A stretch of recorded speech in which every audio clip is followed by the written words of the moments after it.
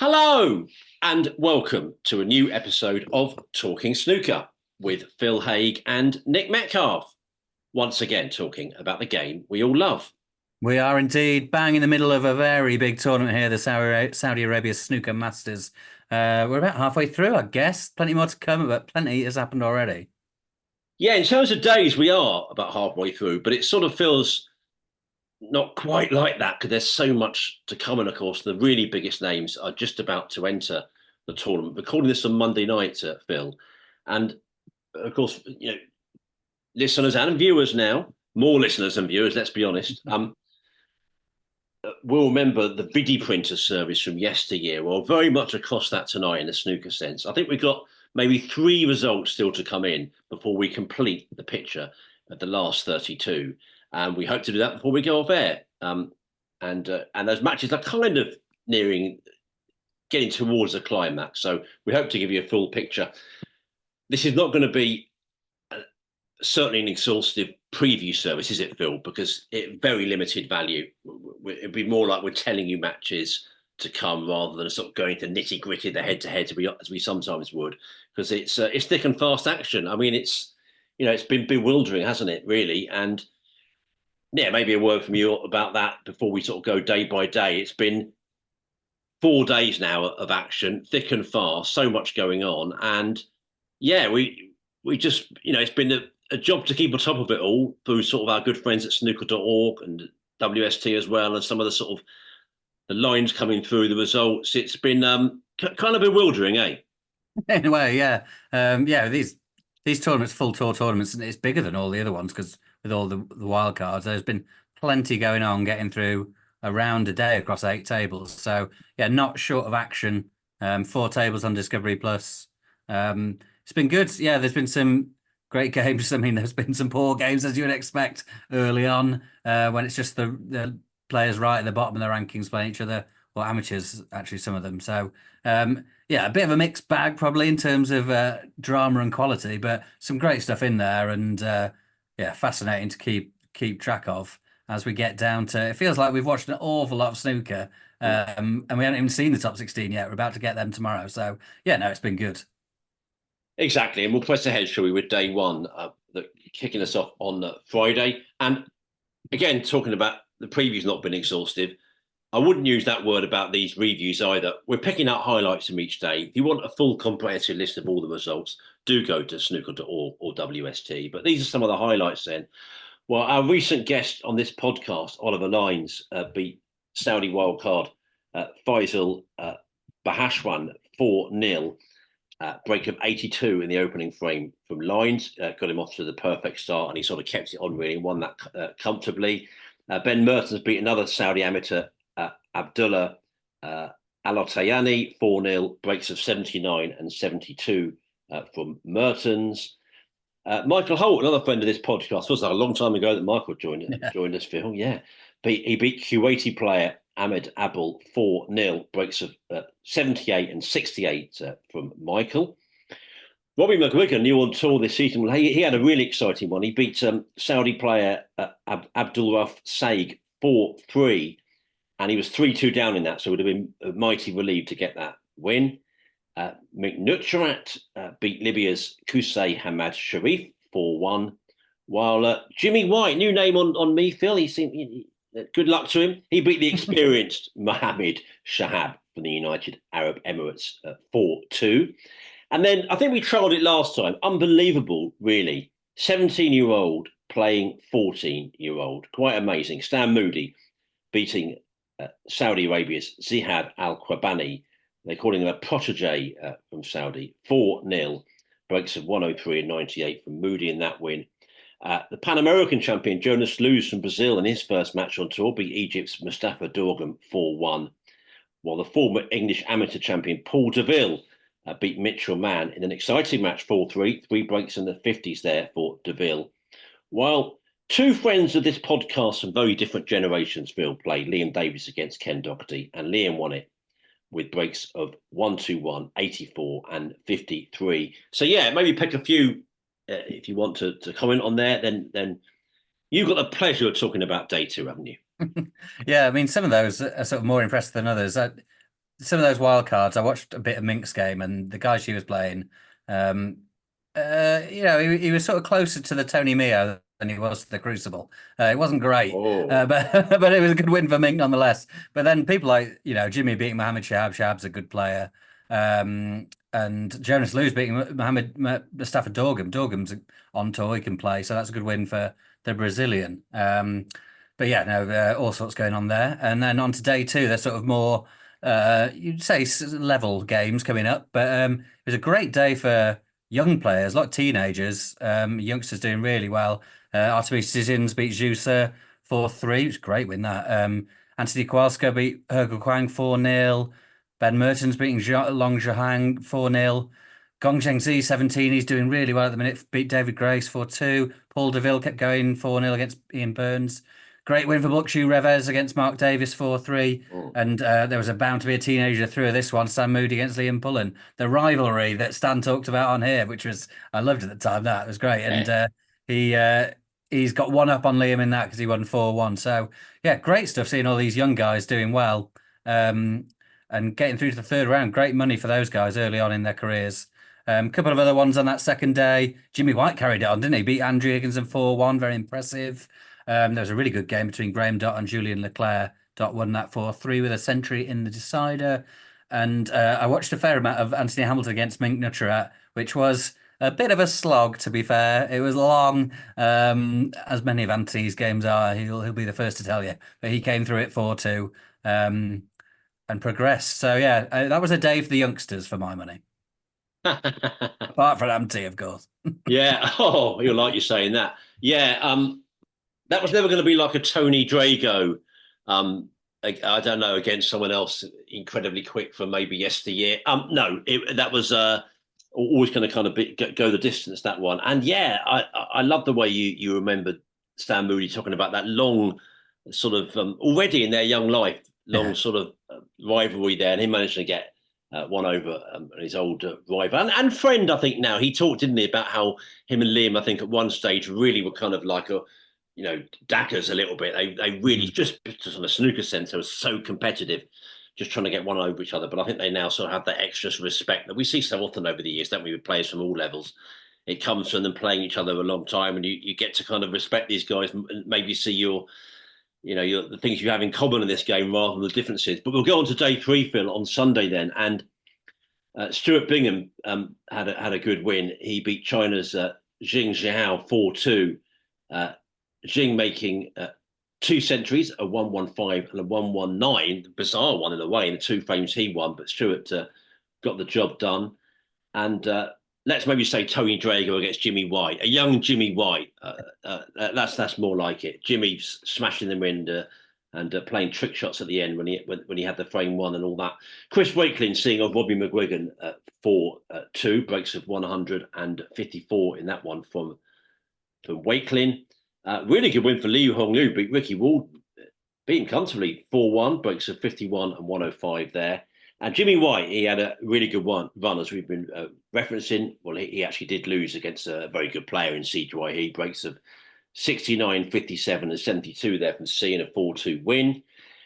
Matt Sell, got to tell that story, Phil, beat Alan Taylor 4-3, breaks of 80, 74 and 85. That would be good any time. But very impressive when you consider his cue was broken en route, wasn't it, to Saudi Arabia, and was put back together again by a local carpenter. This is the story he gave you, actually gave you these quotes. He told you, it snapped in two. I had some cues sent from back home and one from Thailand, but I found the local carpenter here who has filed some of the wood away and use some extremely strong adhesive to put it back together. So I'm going to use it. So that was quite a line. But he managed to get a win there, as did David Gilbert, who is going well, generally this season, actually, and beat Alfie Burden 4-0, breaks of 50, 73, 168 from Gilbert there. Can't do much about that, whoever you are. And Stephen Maguire won as well, beat Ben Mertens 4-0, another comfortable one, breaks of 58, 66 and 65 from Maguire. And Neil Robertson, who we will tell you in time, continues to go well at this event. He beat Paul Deville 4-1.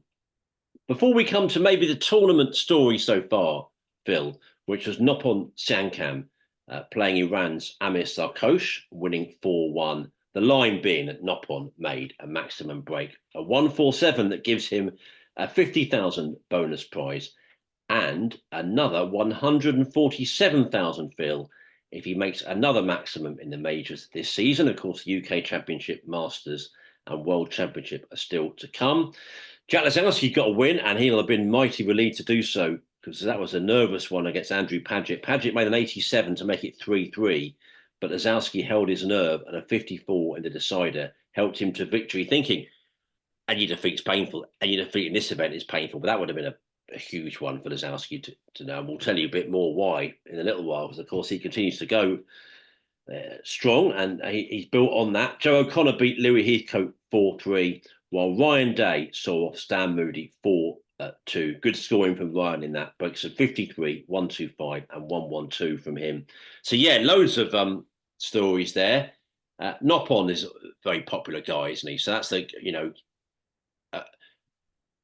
great effort, obviously, and gives us a nice little tangent now, doesn't it? That extra line, extra bonus. I've heard some of our best respected pundits say the good thing about modern snooker is there's so many different tangents. That's another one for us.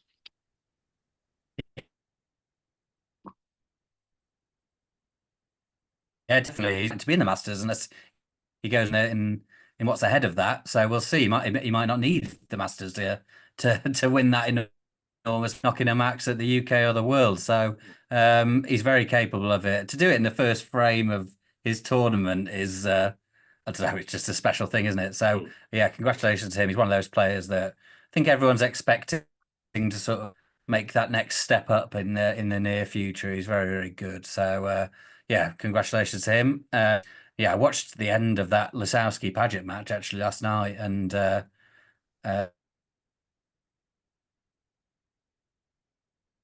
was when they were battling away on the colours at the end. But he scraped through just about, and then improved today. I mean, we'll get on to Monday's results now. The first one this morning or this afternoon, Si Jiahui is very beat Graham 5-0, knocked in a few breaks, looked very good doing it.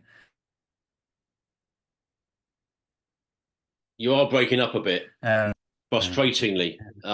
Sorry, I can hear you groan there. That's a bit of a shame, isn't it? I don't quite know why. It might not be from your end. It might not be what people hear with the adventure of a chord. Well, I just started on Monday's results, so I'll go again from there if we're doing all right at the minute. Hui at was the first result in on Monday afternoon. He beat Graham 5-0. Very impressive. Ronnie O'Sullivan with a 5-2 win over Joe O'Connor. Very impressive. There was an eventful game. Tepchire no beating Chris Wakelin 5-4. Tepchire lost a frame in that game where he made a break in the 70s. I think it was 78, and he managed to lose the frame. So that's rarely seen. But he's got Mark Williams the next round after that win. So that's a very attractive contest. And you mentioned Liu Hongyu before. 20 years old. He's had a great run, beat Ashley Carty on Monday. And he was on tour last season and didn't do a lot apart from a run to the semis of the English out of nowhere, beating Murphy, O'Connor, Wakelin, and Mark Williams and Ding Junhui before losing to Zhang Anda. And now he's had another good run this time. So he's obviously very capable, just looking for consistency so far. But yeah, very good so far this week. Selt's run came to an end against Pang Chun-Su. Ben Williston, I watched that game against Hossein for 5-1, 5-3. Lisowski seems to have found some form. He wasn't great against Paget at all, but he looked very good against Martin O'Donnell. 2 tons, couple of 90s. And Neil Robertson, just before we came on air, beat the 17-year-old Gong Zhenji 5-1. Pretty dominant stuff. So he's booked a spot against Mark Selby in the next round. What a game in the last 32. Oh, and actually, very much just before we came on air, Gilbert beat Jordan Brown 5-3 and looked very impressive doing it. You're right. He's in very good nick at the minute, and not anyone wants to face at the minute Dave Gilbert, looking very strong. No, definitely. And you summed up those very well, actually. And you did hold up that internet connection certainly for those results, which is brilliant news. And, well, we have a very, very good picture, a nearly completely full picture of the last 32. We should say, Phil, there has been an issue with the draw, hasn't there? With World Snooker Tour today admitting that the way the draw for the sport's new fourth major was presented was incorrect and has now had to be amended. Here's some copy from our friend Michael Day at Totally Snookered. The WST have announced a change to the last 32 draw in Saudi Arabia. The draw change accepts the effects, but the draw change, let me get that right. The draw change, Nick Metcalf's making a few mistakes, never mind WST. The draw change affects the opening opponents of the world's top 16 players who entered the competition at the last 32 stage on Tuesday. In summary, if the highest ranked players from the opening 4 rounds were to advance to round 5, in round 5, the number 1 seed should play the number 32, number 2 v number 31, 3 v 30, etc. Basically, the highest seeded player in the latest tier of the draw should play the lowest seeded player from the preceding tier of the draw if results went that way. However, the original draw that was published a few weeks ago had the number 1 seed potentially playing the number 17 seed, number 2 v number 18, 3 v 19, etc. This was incorrect. It is important to note that matches in rounds 1 to 4 appear to have been formatted and played correctly, and with the World Snooker Tour rectifying the round 5 error for the last 32 onwards just in time, all players will face their correct opponents as per the seeding system. Although the correct matches have and now will be played, players who are still in now have a different route map to glory. It's not a wonderful moment. It's not something that, I know you spoke before we came on air and you were suggesting hardly the biggest deal in snooker history. That's also true. But I think the key words there is that they spotted it just in time. It kind of was just in time, actually. I mean, it just happened sort of today and matches are coming up tomorrow. So anyway, different path to glory. But anyway, maybe another word about that, and then we'll tell listeners a bit more about what's coming up in the last 32. Yeah. I mean, yeah, it's not good luck, is it, to just admit you made a quite significant mistake in what should be quite a basic thing, really, just doing the draw. I know this tournament is different from all the other tournaments, really, because even the other tiered ones, the UK, the Worlds, they redraw it when the top 16 come in, so it is a bit different. Yeah, no excuse really, is it? It's not great, but at the same time, everyone's going to play who they should have been playing in the first place. So we're not missing out on anything. We'll be fine. I actually spoke to Ali Carter today. The top 16 did some press, and he said he wasn't bothered.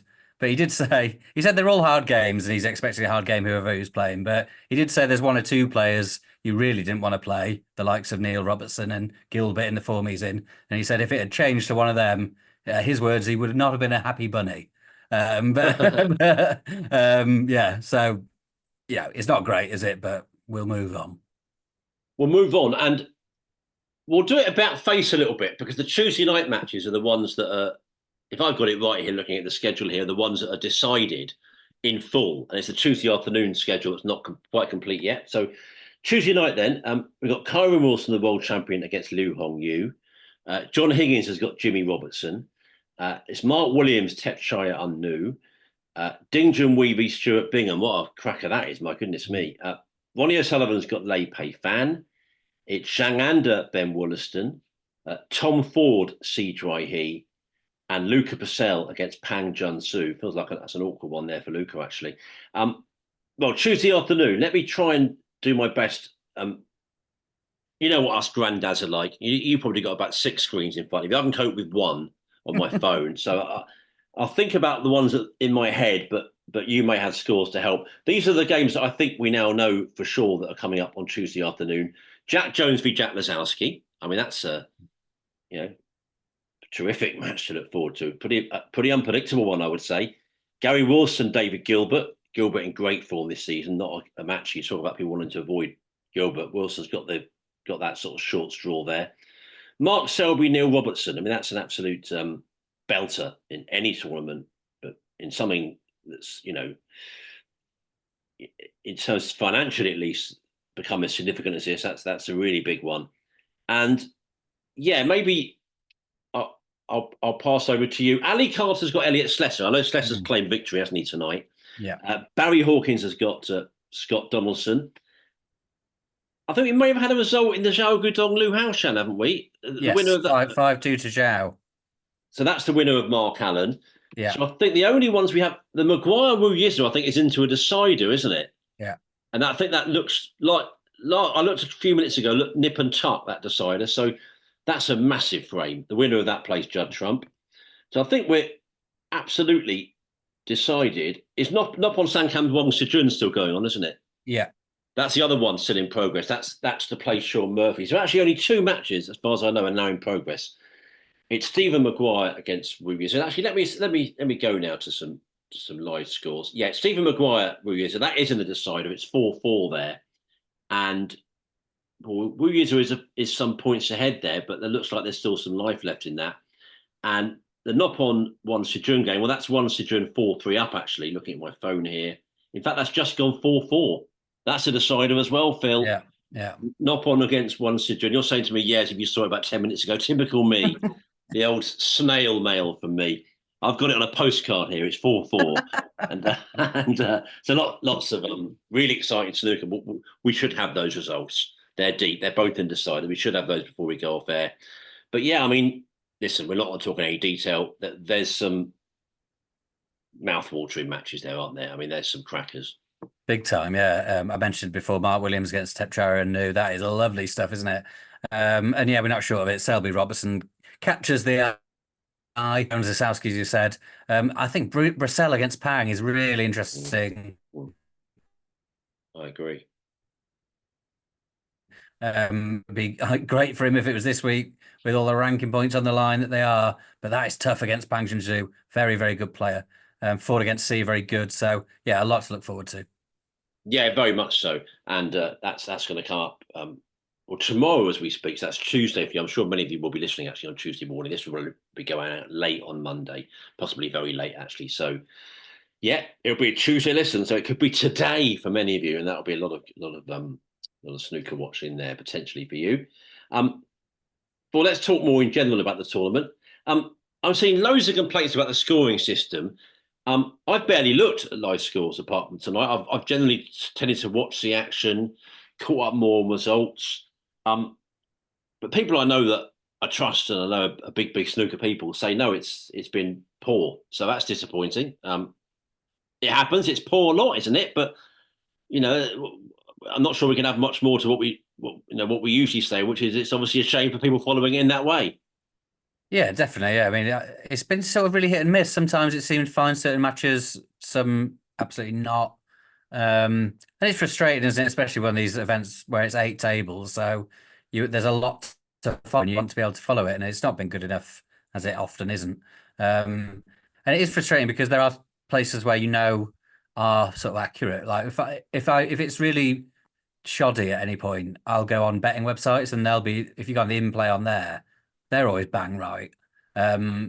So you do know that it can be done, but it just isn't done that often. And there's been one or two. Well, there's one specifically in the arena where it was. I can't remember who was playing now, but the referee said the scoreboard in the arena had broken. The players like, well, these are the scores. Are you all right to carry on with a broken scoreboard? Is it? So yeah, no, it's not been good. No, it hasn't been, and that's a shame.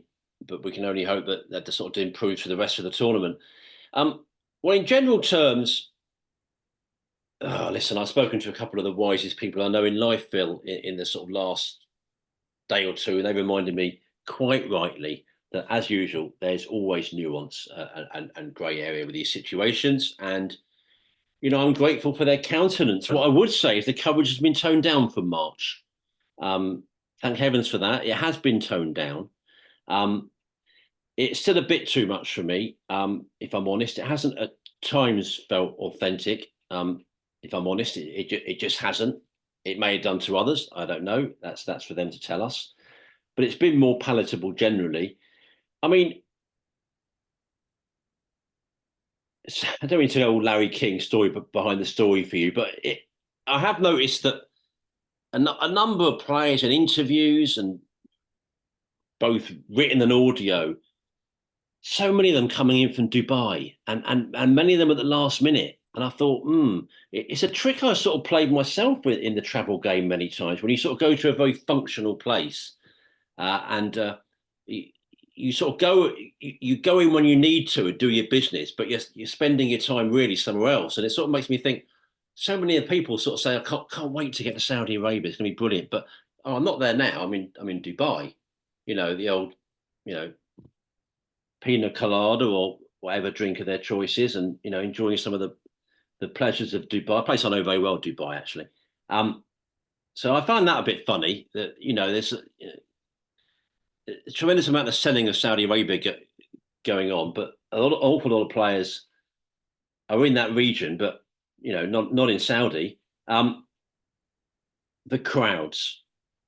Um, it's not a point I particularly want to go heavy on, but and I'll tell you why. It's not just because it's safeguarding me and us a bit. I think it's too easily countered. I think it's a point that's too easily countered. So I don't want to particularly go heavy on it.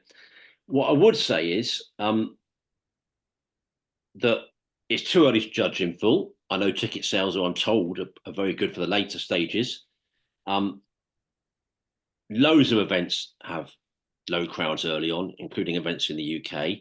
But what I would say is it's day 4 now. And yes, some of the very, very biggest names in the game haven't even been in the tournament yet. But some of the biggest names in the game have. Neil Robertson has.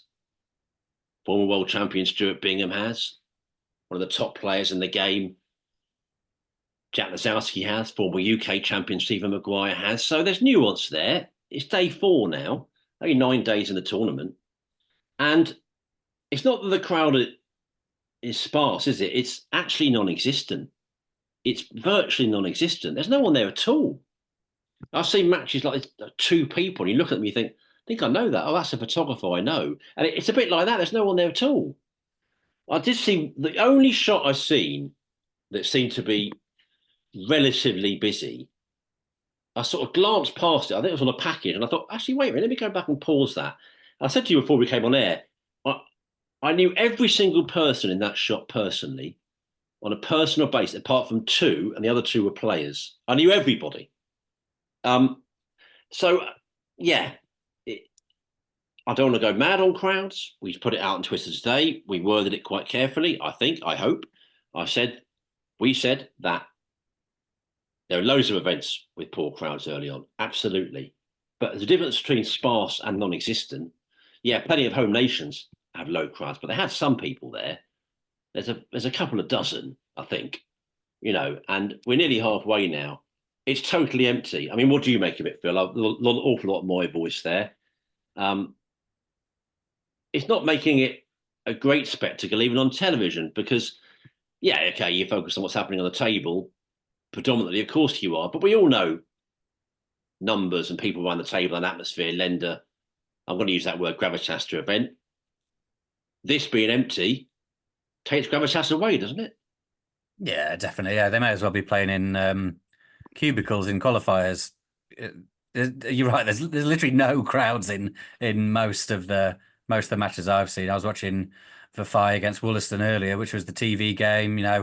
Hussein's not a local player, but he's as close as a top player could get to Saudi Arabia, I suppose. I thought there might be some interest, but yeah, there's literally sort of 5 people there, and you look at who they are, and you're like, oh, that's Jan Verhaas, and that's another player, and that's they're not there was literally no ticket buying fans, and that's the same for the rest. So the number against them. The first day actually looked like there were a few people knocking around. Yeah, but the people, like I just said, that's what I thought. Well, yeah, yeah, it was hard to tell. There were more of them, but it may well not have been punters. There was that. It wasn't a good game in terms of quality, but it was a very dramatic end to that Lasowski Paget game, and Lasowski got over the line, and it zoomed out to 0 people. So yeah, I mean, players are enjoying the tournament in general because they looked after very well, and they know there's lots of money on offer, but they can't be loving playing to empty stands. And yeah, it does look bad on the telly. It doesn't make for good games because atmosphere brings the best out of good players. And yeah, there is none so far. But yeah, you're right. There's no point really judging it at this stage of the tournament because it could well be full the second half. It'll certainly get busier. Couldn't get any less busy. So it certainly will improve, and we'll see by the end. But yeah, no, I mean the crowds couldn't really be any worse at this stage. But you're right in saying that. I mean, these rounds would effectively be qualifiers if they were at home. So, I was watching Dan Wells against Dwayne Jones the other day. I thought, oh, this crowd's awful here. Then I thought, well, I am watching Daniel Wells against Dwayne Jones in a second round match in a ranking event. Unless that was held in Neath, there probably wouldn't be big crowds anywhere. Yeah. So yeah, we'll see by the end, but there's no sugarcoating that they have been awful so far. Yeah, quite right. There's no sugarcoating, no need to. And exactly that. Should we say not much more about Saudi yet? Maybe that's enough for now. We are only halfway through. We'll say a lot more next time. Maybe to be able to judge a lot more next time. Do we see there's any more progress in those matches before we break for half time, as it were? You probably got them on, have you? It's still 4-4 in both Yeah, of them. still going. I mean, Both. wow, I'm seeing 67-46 to. I don't know if this is riveting podcast listening or terrible. I suspect it's closer to terrible, isn't it? Me looking at my phone. This is like the lowest rent form of like Soccer Saturday ever. It's just like me looking at a mobile. Awful. Not looking at the action, guessing what might be happening. There can't be that many balls left on the table. I think No, it's 72-46 to Wiz as I'm looking at mine, so he must be over the line shortly. I think so. I think we're going to declare Wiggins are just about the winner there, aren't we? Looking at those scores. And he's got Trump, has he? Yeah, that's huge, isn't it? That's Wiggins against Trump, and wow, Noppel wants to join. I think that'll be relatively early in that last frame, and it is. So we might get that before we go off air.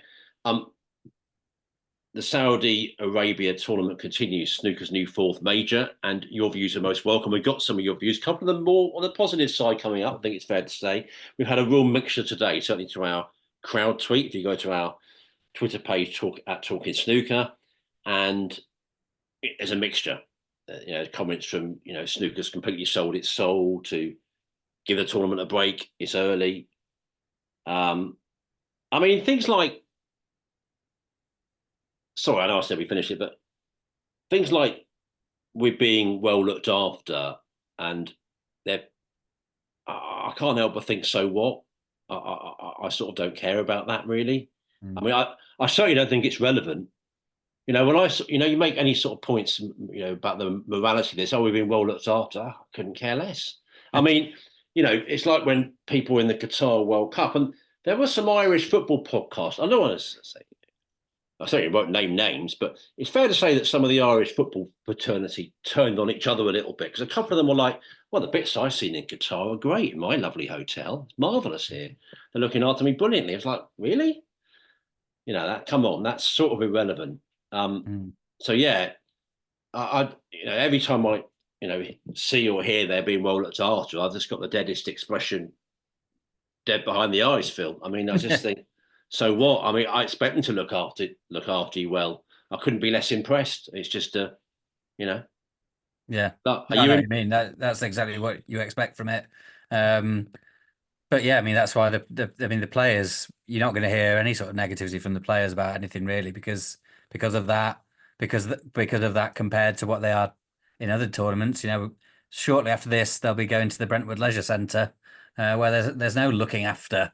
Really, they're just turning up with a queue, walking past a swimming pool, and hoping for the best. So they're easily impressed in a way because sometimes they're not looked after particularly well at all. So that's why they're so buzzing about it. But I know what you mean. But it depends what issues people are talking about. If we're going down what we've covered before, the human rights issues and stuff, and then a snooker player says, well, the dinners are nice at this tournament, it's irrelevant, isn't it? But but it's nice for them, and that's why they say nice things about it. Yeah, that makes sense. So we should say you are listening here to the Talking Snooker podcast with Phil Haigh and Nick Metcalf. Phil, there's always plenty of snooker, and it's not just happening in Saudi. There's a big tournament coming this weekend, the UK Women's Championship at the Northern Snooker Centre in Leeds, sponsored by Taum. Uh, the 36th staging of the tournament, and at a prestigious venue, much loved Club Phil, and not just because it's a former host of the Tony Meo Trophy. That's not one of the main reasons why it's so prestigious. And of course, we should say, being serious, that I did think this looking at some of the sort of the main contenders and looking generally at the draw. The draw, by the way, which you can see on the World Women's Snooker website. If you go to www.womensnooker.com, you see the draw there.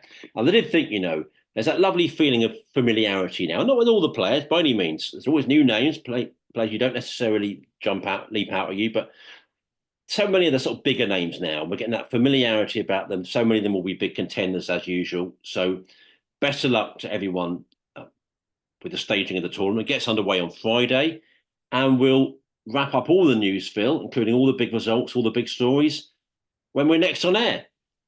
Yeah, we will. Yeah, good luck to everyone there. All the big names there. The Mink, Rianne, Bailu, Onyi. Sorry, struggled with that one. But yeah, no. So there's familiar names battling out at the semi-finals usually, but you never know. Someone might emerge, and yeah, someone will be very happy come the eighth in Leeds and lifting the trophy. So best of luck to everyone there. Absolutely. And it's not just Noppon making maximum breaks, Phil. Liam Highfield's got one. He's made a 147 in the first event of the new English Amateur Tour season at the Landywood Snooker Club. And his opening match of the final day, Highfield compiled that maximum in his 4-0 win over Hayden Stanleyland. It was the first maximum break for getting on for a couple of years, actually, since Hamim Hussain did it at the same venue in January 2023. And Highfield ended up winning that event, being Ryan Davis 4-0 in the final. So that's brilliant, isn't it? I mean, to get a 147 anywhere in the game, you see it sometimes, you hear about it, a club player will get it in a big tournament, whatever, at a certain club. But this is brilliant, great effort from Highfield. He must be buzzing. Yeah, definitely. Yeah, it's a fantastic effort, and he's a really good player. I mean, I was surprised that he dropped off tour, and then I remember at Q School, he was knocking breaks at the start, and I thought, oh, this guy's going to sort of wander through this pretty comfortably, but didn't happen. Q School's such a minefield, and players as good as him don't always get through, but he'll be back. I did it. I mean, I had a really interesting chat with him before the World Qualifiers when he sort of had to win a few matches, and he was super chilled about it. He just enjoys playing snooker. He was like, if I drop off, I'll play a load of amateur tournaments and I'll enjoy them. And I'm sure he enjoyed this one. Great start for him. So yeah, I hope he has a great season. I'm sure it'll be good to get him back on tour in the future because he's certainly good enough to be on the professional tour. Yeah, that makes a lot of sense. Well done to Liam for that fine achievement. And we should move on to your views, Phil. Mixture here between Xi'an and Saudi, because we just had Xi'an, of course, and what a nice event that was. And we go to Gary first. I loved watching the Xi'an final and really enjoyed your view of the tournament after. Kyron Wilson played so well as Judd put him under a lot of pressure at times. I'm one of those who tends to think Judd has already done enough to be a great, amazing number of ranking event wins, and he's only going to keep adding more to the collection in the seasons to come. I suspect that's the majority view, Gary, and thank you for expressing that. It really was a good tournament. And yeah, Judd and Kyron will both be so fancying their chances in Saudi in the coming days, after just showing such good form. And what a double it would be if Kyron pulled it off, Phil. I mean, what a treble if you count the World Championship. It'd just be like, wouldn't put it past him. No, I mean, I don't know about this week, but maybe. But I mean, those two have already won a big tournament each this season, and I'd be very surprised if that's the end for both of them. Yeah, I mean, we sort of had this thing about their rivalry in the past where there was a bit spicy between them, and I think it's not like that anymore. But definitely, they could be in a situation now to become sort of the premier rivalry in the game. So we'll see how that. Yeah. That could not happen, but you never know. Could do. Good start to the season for it with a meeting in a final. So we'll see. Here's Ian Mackey. Hi, Nick and Phil. Love listening to your fantastic podcast. Thank you very much. The latest event, the Xi'an Grand Prix, highlights a major issue which needs investigating. Why is it that in China they get every table live in HD for every single event throughout the year, but the best we get is 4 tables covered maximum, and this event 1 table only? It's simply not good enough anymore. And saying we are lucky because years ago we didn't get the coverage we do now, well, it's 2024 and everyone should be given access to everything available now because this situation is like the football 3 p.m. blackout in the UK, while everyone else around the world can watch, while we in the UK cannot legally. And I'm afraid saying Matchroom were showing Table 1 for free isn't really good enough because the money this second 10-year exclusive contract must be making must more than outweigh what it must cost to show on an app. Sorry, that was a very long sentence, but we got to the end of it. It's about the time this issue was tackled now because we need a similar contract set up in Europe and the UK, if not the whole world, not just pockets of the world getting exclusive rights. It doesn't happen in any other sport, and it shouldn't happen in snooker. I hope this really does get investigated sooner rather than later, especially if the game wants to grow and prosper going forward, because it is not a great look for a sport that needs to keep evolving and getting a younger audience watching the game, needs to tell a complete story, and restricting coverage for most few tables, while we all know that they can be shown, isn't a great look in 2024. Keep up your amazing coverage. You both do so much to promote the game, and we all love and cherish Nick and Phil. P.S. Sorry about this email being a bit of a moan, but I do think this issue has never been fully explored or explained why China gets such an amazing exclusive contract and the rest of the world gets nothing that's comparable to this contract.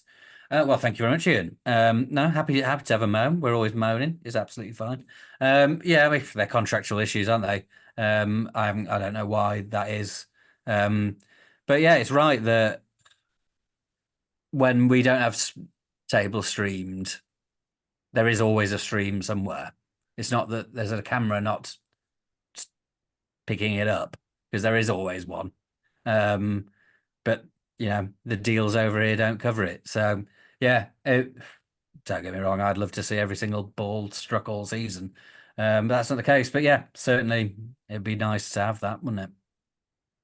It would, and thank you very much indeed, Ian, for getting it in contact with us there. And I know you're, I often see you on Twitter as well, and you're, really nice, keen fan of the podcast, and it's great to have you listening and writing into us. It's a good reminder to me, actually, a little bit as well. And I mustn't bang on that thing. Oh, because we couldn't see finals live at the end of them in the 80s. Now we should be grateful. I hope I strike the balance between that and I always want the best. I always want us to see as much as we can, but maybe rightly or wrongly, I appreciate we see, there's a point coming up, actually, someone a bit later in the correspondence saying how much they've enjoyed being able to see everything in this one compared to the last one. And I get that. I think you said it yourself, Phil. And of course, we all of us a little bit like, oh, that's a good one to watch in Xi'an. Oh, we can't. How annoying. We normally can. And I get that. But I suppose I often, for my sins, because I sort of cover and love so many sports, often compare it to others. And I just think overall, we're in a good place. Mustn't be complacent, of course. But overall, just thinking about, funny enough, Phil, a bit of a tangent. We were talking, weren't we, just after the Olympics about, our intentions of watching other sports. And I noticed on the BBC on I think it was on Saturday, they had a big mountain biking event. And it was Pidcock that got gold. And I thought, I wonder how many are watching that. Funny enough, I thought, I might watch a little bit of that later. And I thought, I half forgot about it. Somebody else came up at work and I think it finished by then. But I thought, oh, that's a good sign. That's on stream. But again, that's quite a minority sport, really, obviously. But most sports don't get much of a window, really. And a lot of the sports that, used to have so much more, they're scrapping for sort of little bits and here and there. And I still think we're I say we're quite grandly. Snooker's in a pretty good place. I mean, so many events on the BBC, so many events on ITV, other events that are shown free to air at times in the day, even if they're on Eurosport. Eurosport show incredible commitment to the sport. It's not on Matchroom. You explained very well. I thought you made a lot of sense there. Well, WST not wanting to make this, necessarily, just a one-off thing. And Yeah, that's a line you heard here first, of course. And I don't necessarily think that yeah, while we don't want to ever get in the situation where we're losing stuff a lot, I don't think we are there. I still think we sort of seem to gain most times during the season, just about a little bit more here and there. Could be wrong there, but it seems like we're generally doing the right TV coverage wise. But no, listen, we're grateful for your point. And what does come over time and time again, Phil, is that fans just love seeing so much of this game. So sometimes you can be a little bit, oh, stop moaning, but actually it's a great moan. You know what I mean? It's a great moan. It's a maybe it's a worthy moan because that's what we should be aiming for in life, Phil. Worthy moans. Often it's hopeless moans, isn't it, for most of us day to day? But worthy moans might be a better thing. But thank you, Ian. We take your point. Thank you for making it. Addy next. You wanted views on the Saudi Masters. This is my friend Addy from Germany, of course. I went to see in the summer. I had a great time seeing him. He introduced me to different parts of Cologne and saw his brilliant haven to the game of snooker. My goodness me, and his own library and all that. Well, he says, you wanted views on the Saudi Masters. Well, then, here you go. For all the outrage and controversy over the previous weeks and months, I think it's not all bad. I'm certainly not a fan of the whole Saudi involvement, but I was pleasantly surprised to see a local female referee in action. Female WST referees have not been made to wear potato sacks so far, as was seen on Tatiana Wollaston during the previous Invitational tournament. Then there is the huge wall advertisement outside the arena featuring the world's top 10 ranked players, as well as two of the Saudi wildcards and Mink Nutcharat. Did not expect that either. Yes, the crowds in the first two rounds, this obviously came in a couple of days ago to us, have been extremely poor in size, but that wouldn't even be talked about if the first round was held in Milton Keynes or Leicester, where interest in qualifying or first rounds is not much different. Not much different, but there's not nobody in. That's the thing. There's been nobody at this. But yeah, get your point there, Addy. The quality of the Saudi wildcards was mediocre at best, but that was to be expected. It would certainly be a shame if crowds don't grow towards the quarterfinals and beyond, but we can start complaining about that when we are there. On this, the second day of the tournament, so obviously this came through to us on Saturday, I am pretty surprisingly okay with it. I wish the studio team would stop talking about how great it all is. They must be aware of how fake it all sounds. Then again, they're only on for a couple of minutes, after which I can listen to newest commentating sensation, Stephen Hallworth, for a couple of hours. Thoroughly enjoyable. I could ramble on about minor issues, but you are far better at that. So I'll conclude. That's a backhanded compliment, isn't it? In a way? What a backhanded compliment that is. You're better at rambling on about minor issues. I might put that on my CV. So I'll conclude with this. Let's give this a chance and see where it gets us. Hope for some good action on the bays. All the best from Germany. Addy, fair points from you. Thank you for making them. And yeah, I'm not going to add a lot more to that. Glad to see you're seeing the positive in the tournament. And yeah, maybe you want to say something about that, Phil. If not, on to Tony. Yeah, no, I think when the first Saudi event was announced, and I guess people just didn't know what to expect really, and there was people were sort of wildly speculating about there wouldn't even be female referees, never mind players. And obviously that hasn't happened. It's been good on that front. Harsh on Addy saying potato sacks that Tatiana wore in that first one. Thought she looked quite chic. But there we go. But yeah, I think certainly on the play, like as the tournament, I think, we spoke at length about reservations about this event, Saudi stuff.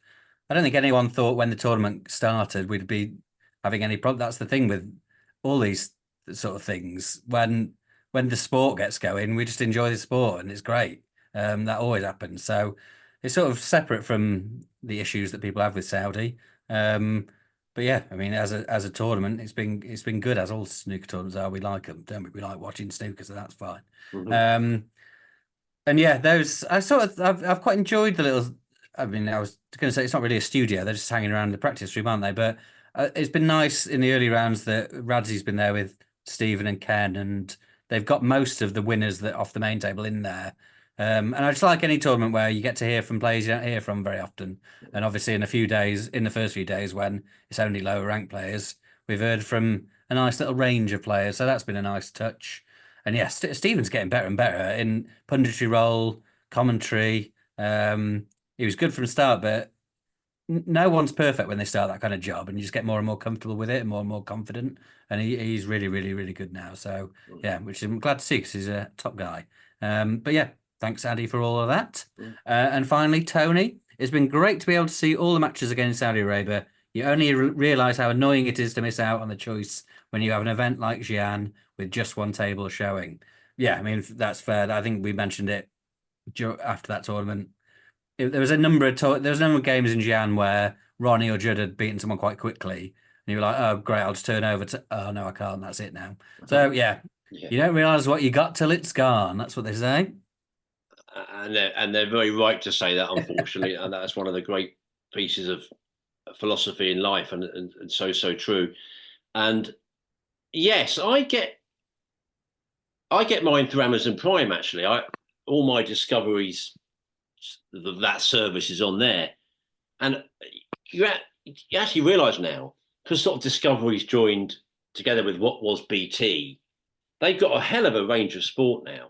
I mean, I don't actually pay, I don't think, for the European Cup football, as I still call it, Champions League. I think it changed in about 1992, Phil, but I'm still steadfastly referring to the European Cup. They can't stop me. Well, the Champions League now, of course, I don't actually pay for that.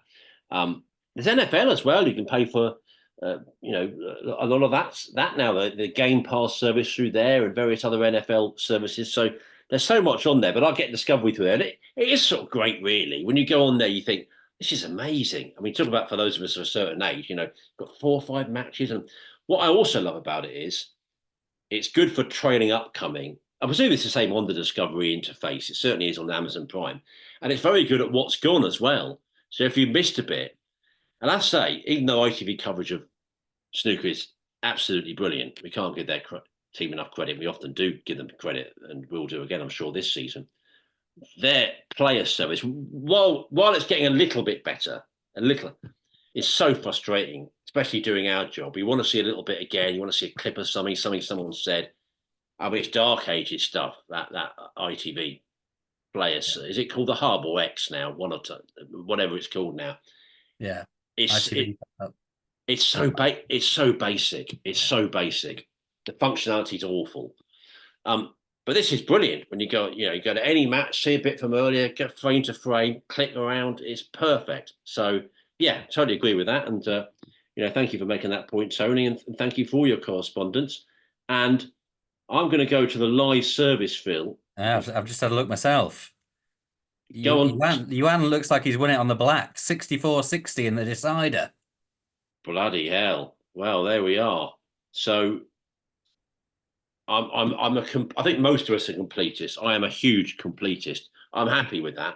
We've got the story on this Monday night in the UK, late Monday in turning into Tuesday in Saudi Arabia, in Riyadh. And we now know the lineup, don't we, for the last 32. So let me complete the story for you then. This is what's coming up on Tuesday afternoon in snooker's new 4th major. Judd Trump against Wu Yizha.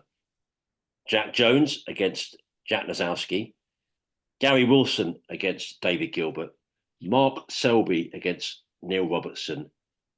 Sean Murphy against Juan Sejun. You just confirmed, didn't you, that Juan Sejun got over the line in that one. So that's another very interesting match to look forward to. Ali Carter has got Elliot Slesser. Barry Hawkins v Scott Donaldson. Mark Allen v Xiao Gudong. On to Tuesday night, loads of big hitters. Kyron Wilson v Liu Hongyu. John Higgins v Jimmy Robertson. Mark Williams v Techchaya Unnu. Ding Junhui v Stuart Bingham. Ronnie O'Sullivan v Lei Pei Fan. Zhang Anda v Ben Wollaston. Tom Ford v Siege Wai He. And Luca Purcell v Pang Jung Soo. So, yeah, as you said, snooker's always good. That's never really been an issue or anything to worry about this tournament. Snooker was always going to be good, especially with all the sort of big names there coming in at this stage. It has that World Championship type feel now, doesn't it? even more than maybe any other time. You think, now I see where we are. We've got quite a few days of top snooker to come, and also condensed as well. This is the crucial. We know 17 days to come. We've actually got 5, so it just shows it's going to be wow, some quick fire action. And we have some drama already, but I think we're going to have some massive drama in the days to come. We really are. And maybe, Phil, we should disappear after we maybe turn to any other business. I'm not sure we got an awful lot of that. I'll come to you in a moment. I mean, the sporting world, Paris Paralympics continues. That's long viewing every day and into the night from Paris. I was at my sister's house the other day. Actually, my brother-in-law's gone over to that games with a nephew and niece of mine, and saying how enjoyable it is. I heard the opening ceremony was a lot more palatable. Rob Moore, one of our colleagues, was there for that and was saying on Twitter, and a few other journalists I know as well, this is what the other one wasn't. It was perfectly well organised. It really sold Paris brilliantly. I actually thought the Olympics opening ceremony really ended well, but they were saying the whole thing was good this time, and lots of great sport, good crowds. I mean, they're sold over 2 million tickets, so it's by I say by a distance the most tennis in London. That's not actually saying much because Rio was really badly attended, and then no one was in Tokyo at all because of COVID. But it has looked good. La Défense, the place that I went to during the games, has looked full for their events. Olympic Stadium's getting nice big crowds, so that's good to see. That games will continue until Sunday, and England had an underwhelming Test series win. Underwhelming series, overwhelming for England. They won again. If you get my drift. I think Manchester United played Liverpool, but I don't know what happened. I couldn't find any information. And the National Football League is back up last, Phil. Football from the other side of the pond. So that's going to please me. That's going to keep me great company. What great comfort it gives me throughout the autumn and winter. And what's caught your sporting eye, Phil? Anything else? Well, talking of Man United, my team Barnsley will be playing Manchester United in the Carabao Cup. I'll be going over to Old Trafford for that. Yeah, this is an interesting one. I was going to take my sort of 12-week-old son to give him his first taste of football, assuming that at first game at Manchester United. Yeah, I thought that'd be a nice start. That's a Phil Hay way of going about life. But you got to buy him a ticket. I thought a 12-week-old strapped to you would not need a ticket. Got to pay for him. Absolutely right. No, that's bad, isn't it? That's bad. That is bad, I think. He doesn't need a seat. He's not going to take much. He's not going to take an awful lot in, is he? I mean, you're gonna be struggling to get a lot of. I thought so and so played well. I mean, that's not going to happen, is it? I'm being silly, but yeah, no, that's bad. How much? I've not actually looked yet, but I think that's poor. Oh, mate, that's really bad. But yeah, still might go. Well, I'm definitely going to go. Still might take him. I don't know. But yeah, I had a look. Barnsley played Man United 5 times in my lifetime. I've been at all of them. So need to keep up my 100% record. So yeah, looking forward to that. Did enjoy some of the cricket. Joe Root scoring back-to-back tons. Yeah, Sheffield hero. So always enjoy that. Despite whoever he's playing, enjoy that. So yeah, the one last thing I want to say on the lineup for the last 32. I was just looking who the lowest ranked players are left, and by an absolute mile, Lepe Fan, he's ranked 106 in the world, coming from the first round, won 2 deciders against Jamie Clark and Robbie Williams, then beat Joe O'Connor. So yeah, to be ranked 106 in the world and still be going in the last 32.